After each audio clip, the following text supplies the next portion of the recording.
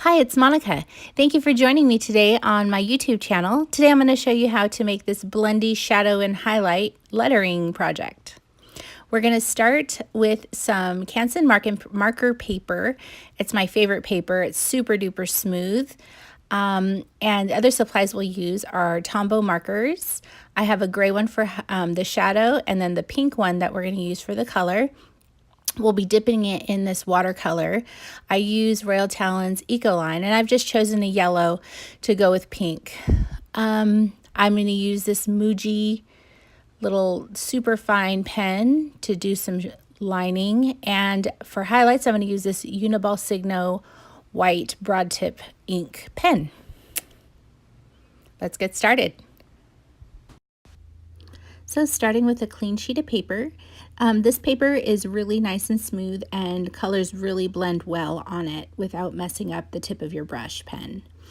You can use any water-based marker. Tombow is really good. Crayola works well. Any water-based marker is fine. You'll just start by dipping it into your liquid watercolor, just a little bit, just the tip, and then starting your lettering.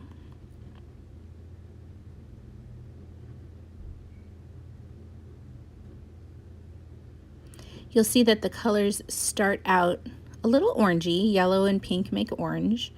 And then as you dip and go further, it'll fade from that orangey color back to pink. So obviously you could use any combination of colors here, anything that, mixes together. And there's so many possibilities, and so many of them are so pretty. It makes you want to blend everything.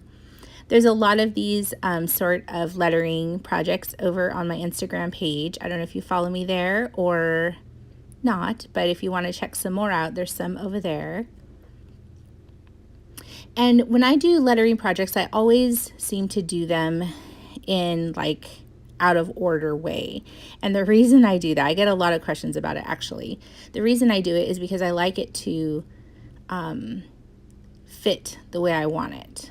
And I don't always trace it out, so I need to kind of make sure it fits the way I want it. You'll see I kind of changed my style here just to make it a little more interesting, and still doing the dip here and there to get that yellowy orange fade back to pink.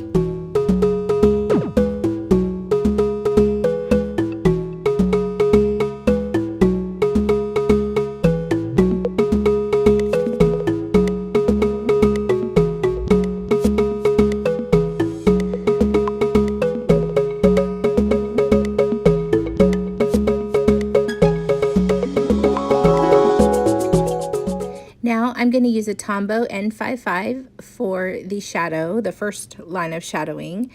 And the trick to shadowing is just imagine where the light is coming from. So in this case, the light is coming from the left, and that will leave a shadow on the right. You could do a shadow the other way if you want. It doesn't really matter. It's however you like it. But you do need to be consistent through the whole project. Otherwise, it's going to look like, where's the light shining from?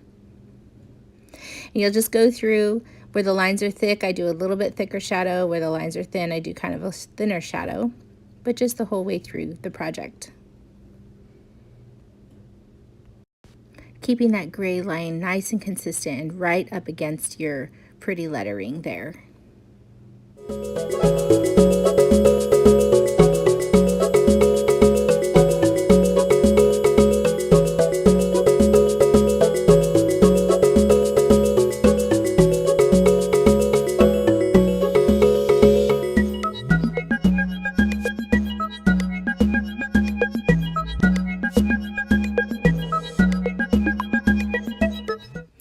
Now to make our letters pop just a little bit more, we're going to line the shadow right between the shadow and the lettering with a super fine pen. This one is a Muji, and it's super fine tip because we just want a really thin black line in there just to give it a little bit more definition. And everywhere that there is a gray line, you're going to line it next to it with the black line. You'll see when you're done, it really makes a difference.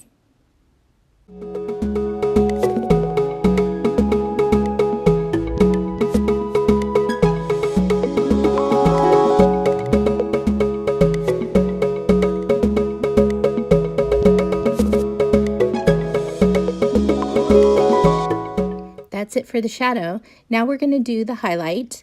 I use this Uniball Signo broad tip white ink pen. It works really well. It's super opaque. It's the best one that I've found.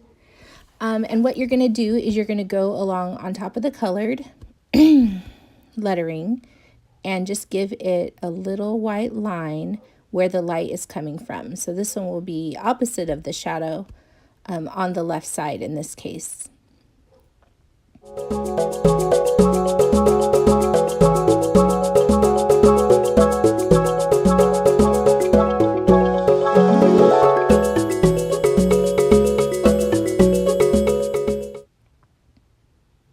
And to make it just a little more interesting, these middle letters that are just kind of more blocky, I'm just going to give them a straight line instead of a highlight line. It'll be just right down the middle just to create a little more interest.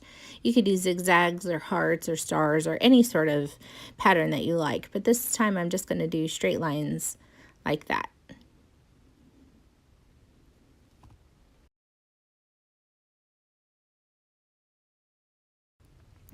And that's the end. We're done. Look at that beautiful blend of color and those highlights and shadow.